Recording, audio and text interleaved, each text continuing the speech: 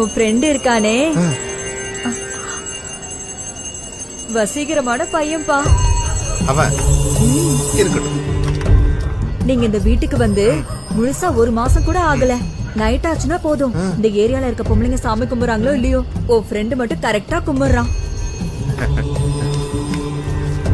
இந்த வயசுல இப்படி ஒரு பக்தியா? சரி, இன்னைக்கு எங்க அப்பாவுக்கு நினைவு நாள். அவருக்கு பிடிச்ச சக்கரை பொங்கல் செஞ்சிருக்கேன். சாமி கும்பிட்டுட்டு உன் ஃப்ரெண்ட சாப்பிட சொல்லு. சரிக்கா. எங்க அப்பாவே சாப்பிட்ட மாதிரி இருக்கும். எப்படி நம்ம அப்பாங்களா? ஆமாப்பா.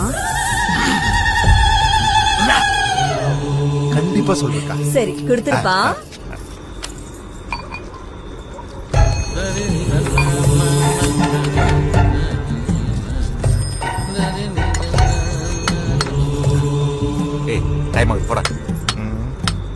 ஒரு நிமிஷம் இல்ல.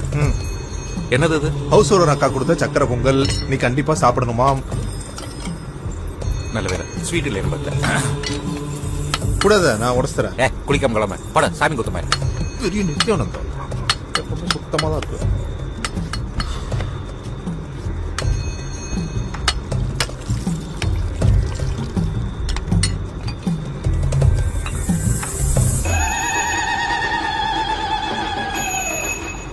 ஜெய் சரக்கையா.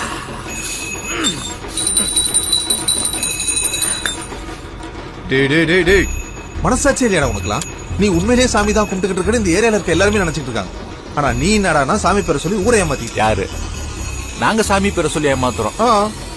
நீங்க தான்டா சாமி பேரை சொல்லி ஏமாத்துறீங்க. பண்ற ஃப்ராடு தனத்தை எல்லாம் பண்ண வேண்டியது, அதுக்கப்புறம் சாமி கிட்டே போய் லஞ்சம் கொடுக்க வேண்டியது.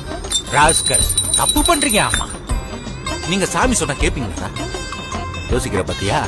ஆனா இது உள்ள போச்சுன்னு வச்சுக்கங்க, என் சாமி சரக்கையா சொல்றத மட்டும்தான் நான் கேட்பேன்.